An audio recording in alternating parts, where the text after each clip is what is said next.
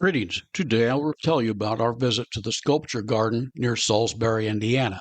We visited the Sculpture Garden during our 2023 camping trip to Shakamak State Park. We drove over to the Sculpture Garden, which is a hidden gem out in the boondocks on a gravel road. They have no sign announcing where it is. The only way I guessed was that the neighbor had a big sign hung by his driveway which read, quote, private property, unquote.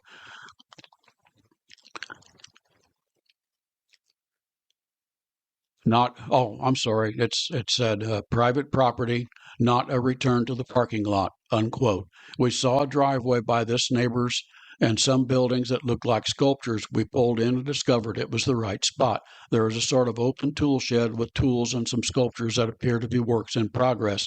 There was no one around, no maps or any other information. An imposing hill with a trail led up to the face of this hill and a set of railroad tie steps. A unique-looking archway indicated that this might be the beginning of the trail. We hiked up the trail and discovered, to our amazement, many dozens. The literature we found later said over 180 of mostly metal sculptures scattered over about an acre of land that looked to be about 10 acres. There are some of the most unique sculptures we have ever seen, and their location in the deep forest lends an enthralling atmosphere.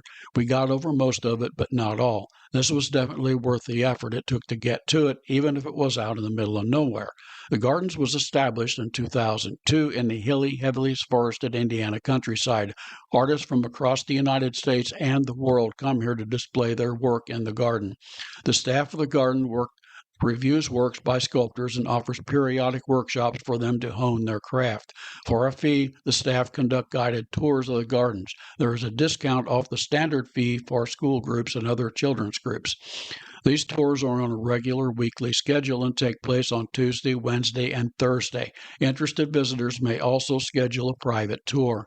The grounds are open daily and self-guided tours are free, though there is a donation box for those wishing to support the facility.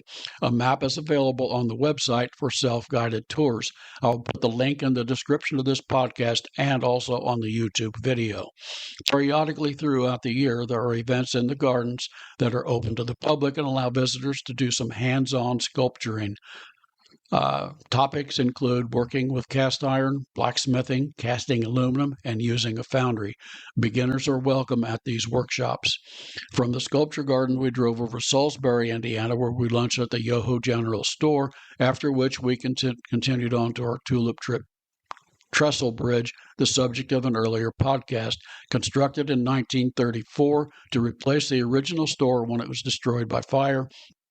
The building has served as a store owned for generations by the Yoho family. The store has a lunch counter where diners can eat some delicious food. The Sculptures Trails Museum is open 7 days a week from 9 a.m. to 5 o'clock p.m. It's located at 6764 North Tree Farm Road, Solsberry, Indiana, 47459. The phone is 502-554-1788. And the website is www.sculpturetrails.com. And the map, you can find a map on that website. There's a link to it. The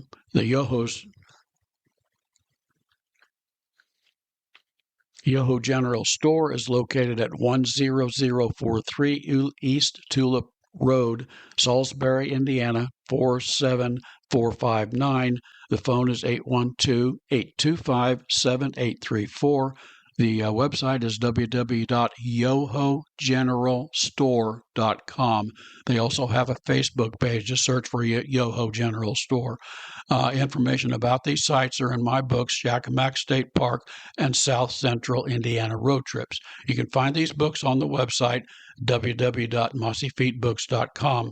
There are links to Amazon, Barnes & Noble, as well as many other online booksellers. You can also purchase the books direct from me on the website. Residents of southeastern Indiana can find a large selection of my books at the Walnut Street Variety Shop on George Street in downtown Batesville, Indiana.